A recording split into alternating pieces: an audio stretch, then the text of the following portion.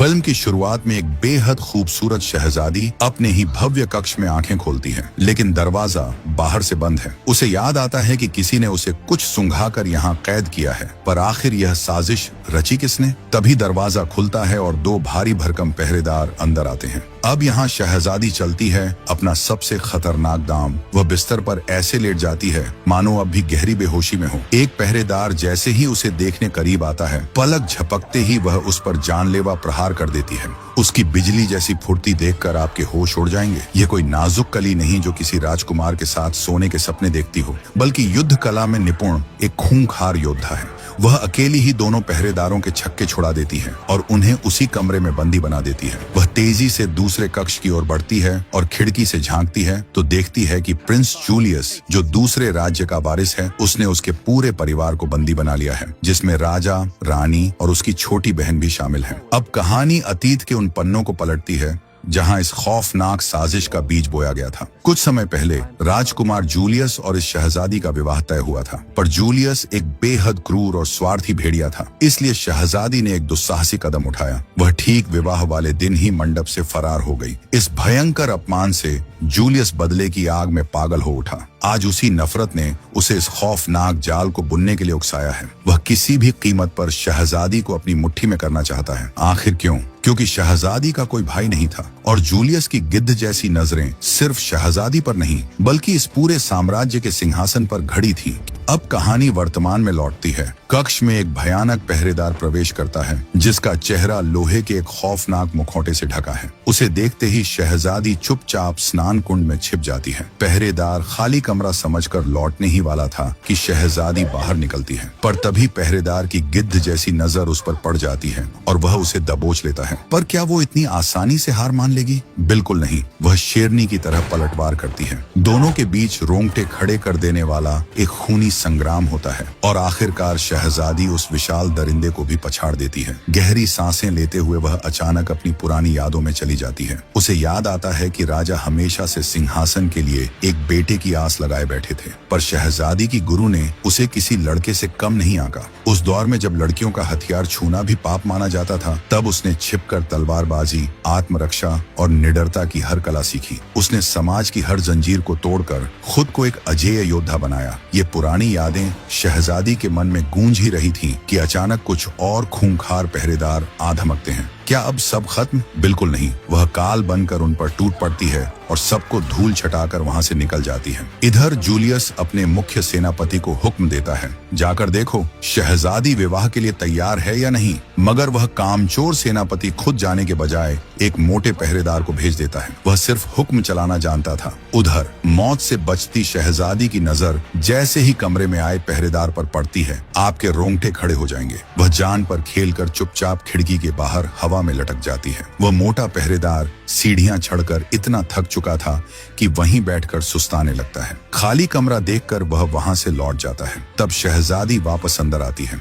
वह अपने बिस्तर के नीचे हाथ डालती है और बाहर निकालती है बाजी पलटने वाली चीज, एक पुरानी तलवार। ये वही तलवार थी जो उसकी गुरु ने उसे सौंपी थी, जो उसके कड़े प्रशिक्षण की इकलौती निशानी थी। तभी शहजादी को कुछ आवाजें सुनाई देती हैं। जूलियस अपनी मित्र मोयरा के साथ कमरे में अकेला है, यानी जूलियस और मोयरा के बीच गहरा संबंध है। अब जब शहजादी अपनी तलवार को दीवार के आर पार करके जूलियस को खत्म करने वाली होती है, तभी कोई कमरे में प्रवेश करता है और कहता है, राजा ने आपको बुलाया है। यह सुनकर जूलियस तुरंत वहां से चला जाता है। अब शहजादी एक संकरे रास्ते से होते हुए एक अन्य कक्ष में पहुंचती है, परंतु तभी वहां एक सैनिक आ जाता है जो सशक्त कवच में लिपटा हुआ था। वह शहजादी पर आक्रमण कर देता है, परंतु शहजादी भी निडरता से उसका सामना करती है और वहीं आरंभ होती है एक भयंकर मुठभेड़।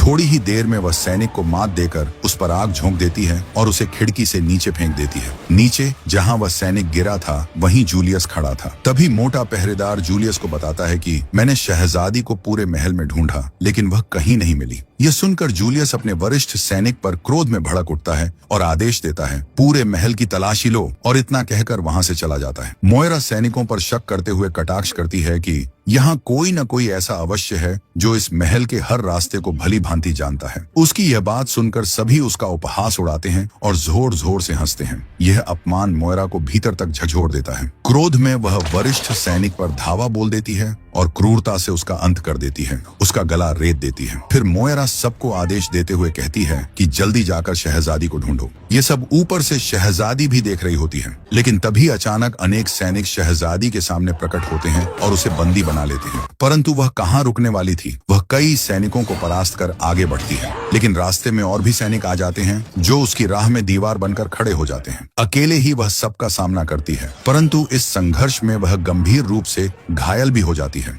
तभी वह अपनी गले की माला को तोड़कर उसके मोती सीढ़ियों पर फेंक देती है, जिस वजह से सैनिक नीचे गिर पड़ते हैं। वह किसी तरह वहां से भाग निकलती है, लेकिन उसकी हालत नाजुक हो चुकी थी। अंततः वह अंतिम सैनिक को भी परास्त करके वहां से निकल जाती है। भागते भागते उसकी नजर एक लंबे कपड़े पर पड़ती है। वह छलांग लगाकर उसे थाम लेती है और उसी के सहारे नीचे उतरने लगती है। थोड़ी ही दूरी पर वह एक खिड़की के रास्ते एक कक्ष में प्रवेश करती है। बुरी तरह घायल हो चुकी वह दर्द में कराहते हुए अपने अतीत की स्मृतियों में डूब जाती है। अब हम देखते हैं कि शहजादी के पिता उसकी इच्छा के विरुद्ध उसकी शादी जूलियस से करवाना चाहते थे। वह पिता से कहती है, मुझे जूलियस बिल्कुल भी पसंद नहीं, मैं उससे विवाह नहीं करना चाहती, मेरा सपना तो योद्धा बनने का है। यह सुनकर राजा रुष्ट हो उठते हैं और कहते हैं, मत भूलो, तुम एक लड़की हो, लड़ाई और शस्त्र विद्या तुम्हारे लिए नहीं है, तुम्हारी शादी जूलियस से ही होगी। अब जब शहजादी अपने घावों पर मरहम पट्टी कर रही थी, तभी उसके कमरे में कोई आ जाता है। शहजादी लड़ने के लिए तैयार हो जाती है। वह उस पर हमला भी करती है, लेकिन तभी वह देखती है कि यह कोई सैनिक नहीं बल्कि उसकी अपनी गुरु है। उन्हें देखकर वह प्रसन्न हो उठती है,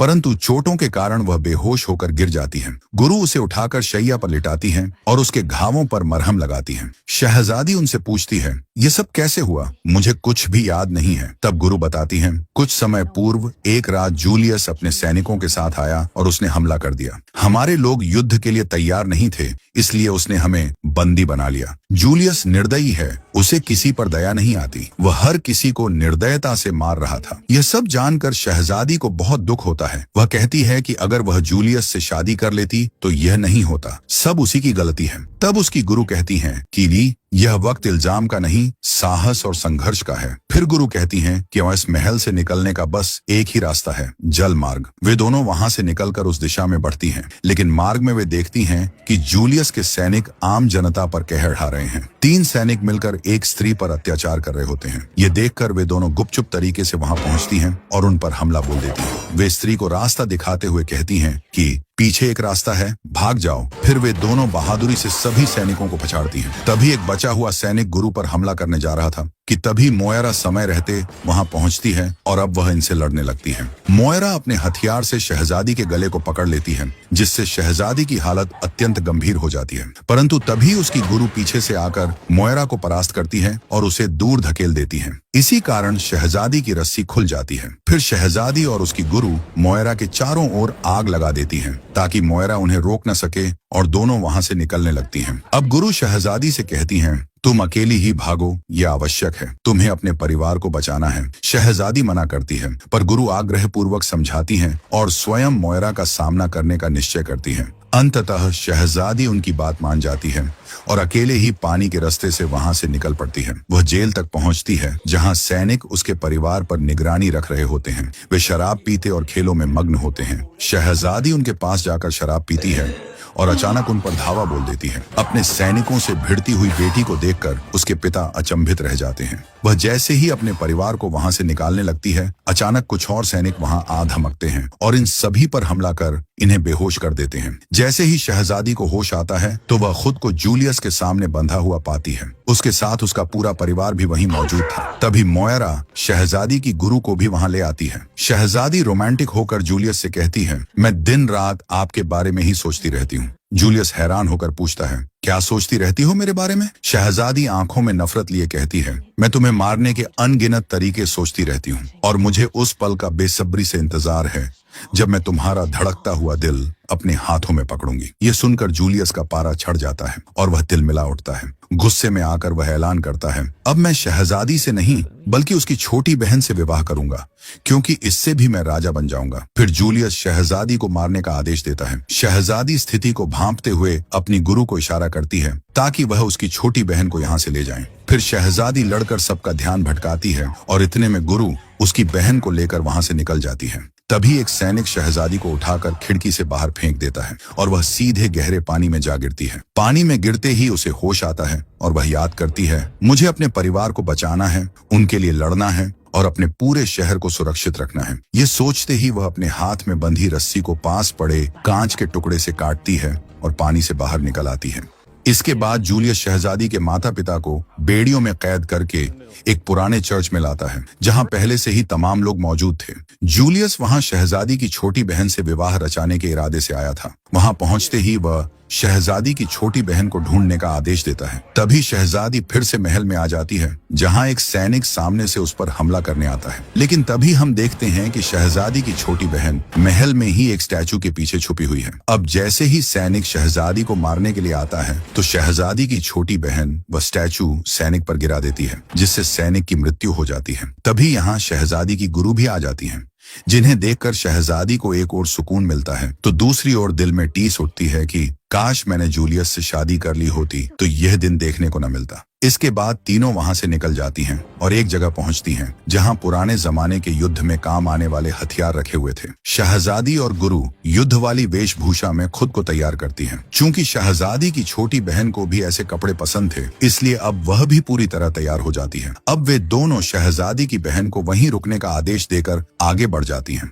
दूसरी तरफ जूलियस के सैनिक शहजादी की छोटी बहन को ढूंढ रहे होते हैं, जबकि शहजादी और उसकी गुरु दोनों बाहर दुश्मनों से लड़ रही होती हैं। जूलियस शहजादी और गुरु की आवाज सुनकर चौंक जाता है। उसे तो यही लगा था कि शहजादी मर चुकी है। अब वह अपने और सैनिकों को उन दोनों से लड़ने भेज देता है। इसी बीच शहजादी की छोटी बहन चुपके से चर्च में आ जाती है और वहां गुरु के कैदी प्रेमी को खोल देती है। तभी जूलियस उसे देख लेता है और पकड़कर उसे पादरी के पास विवाह हेतु ले जाता है। यह देखकर शहजादी व्याकुल हो उठती है, लेकिन वह और गुरु अलग अलग मोर्चों पर डटी रहती हैं। कुछ सैनिकों को मात देने के बाद गुरु चर्च के भीतर जाने लगती है, लेकिन मोयरा कुछ सैनिकों के साथ उनका रास्ता रोक लेती है। गुरु उन सबसे बहादुरी से भिड़ जाती है और गुरु का प्रेमी भी उनका साथ देने के लिए आ जाता है। चर्च के अंदर भी भीषण संघर्ष छिड़ा हुआ था और शहजादी भी भीतर जाने की कोशिश करती है, लेकिन मोयरा उसे रोकती है और अपने खौफनाक हथियार का डर दिखाने लगती है। चर्च के भीतर जूलियस राजा पर हमला कर देता है। गुरु बीच में आकर उन्हें बचाती हैं और खुद जूलियस से भिड़ जाती हैं।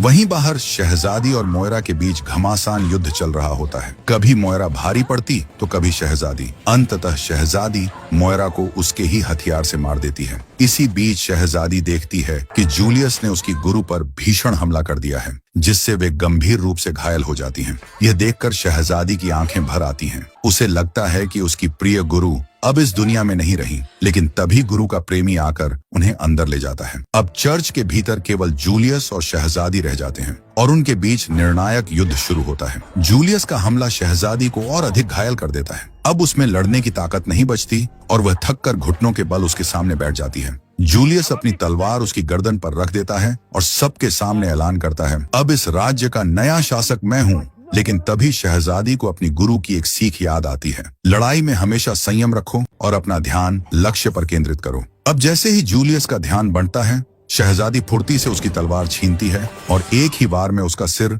धड़ से अलग कर देती है। क्योंकि जूलियस ने अपने सिर पर राजा का ताज पहन रखा था, इसलिए सिर कटते ही वह ताज भी नीचे गिर जाता है। शहजादी वह ताज उठाकर सीधे अपने पिता राजा के पास जाती है, लेकिन राजा सबके सामने ऐलान करते हैं कि अब इस राज्य की अगली शासक मेरी बेटी शहजादी होगी। ये सुनते ही वहां मौजूद हर व्यक्ति खुशी से झूम उठता है। वह शहजादी अपनी गुरु को जीवित देखती है तो पहले हैरान होती है, फिर खुशी से दौड़कर उन्हें गले लगा लेती है। तभी वह मोटा पहरेदार बाहर निकल कर आता है और शहजादी को देखकर उल्लासित होकर कहता है, ओह शहजादी, तुम यहाँ हो, शुक्र है तुम मिल गई। मैंने तुम्हें कहाँ कहाँ नहीं ढूंढा। ये सुनते ही सब जोर जोर से हंसने लगते हैं और इस हल्के फुल्के हर्षोल्लासपूर्ण दृश्य के साथ यह शानदार फिल्म यहीं समाप्त हो जाती है।